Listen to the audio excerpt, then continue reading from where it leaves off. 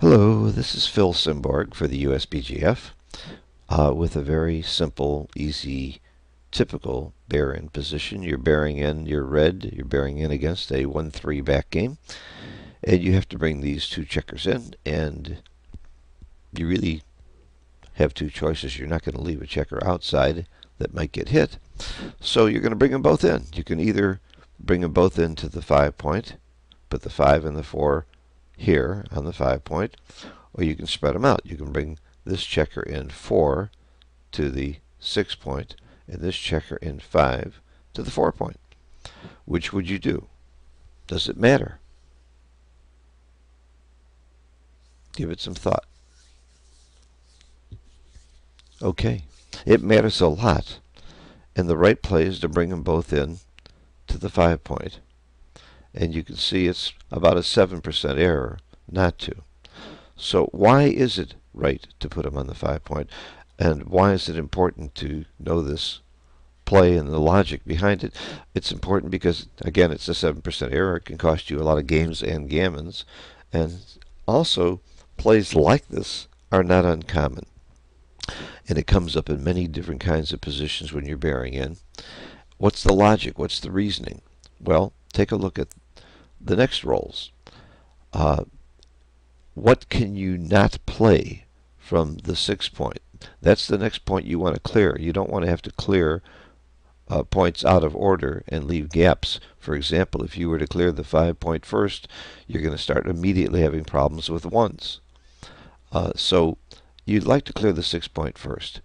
And if you roll 5s and 3s, you cannot play a 5 from the 6 point. You cannot play a 3 from the 6 point. By the way, you can't play a 3 or a 5 from any point except the 5 point. And let's say you bring in the checkers by spreading them out. What happens the second time you roll a 5 or a 3?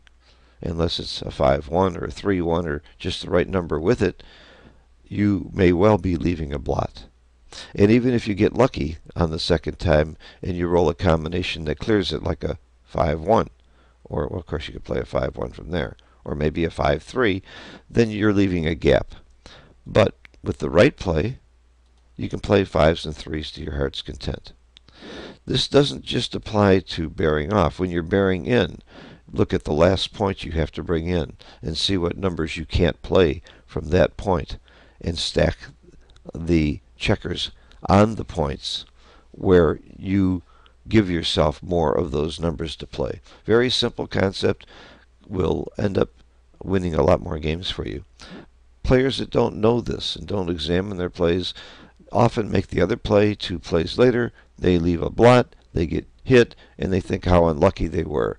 And it never occurred to them that they could have done anything to prevent leaving a shot so soon. And in these kinds of positions, it's pretty inevitable that you will leave a shot. You may leave a double shot. And when you get hit, you may well lose no matter what you do. But the more checkers you get off, the more likely you are to survive after getting hit. And if you don't get hit or don't leave that shot, the more checkers you have off, the more gammons you win along the way as well. This is a very short video available to anybody who visits the USBGF website. I do have about 160 or so more similar to this, many with guest commentators.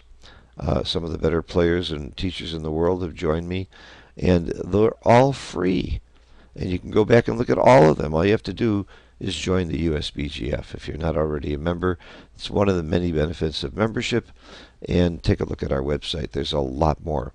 Your cost of membership is given back to you in terms of discounts and services and benefits. That's why we have players from all over the world, not just the United States, joining this wonderful organization, and you're supporting the growth of backgammon worldwide. Thanks for watching. Bye-bye.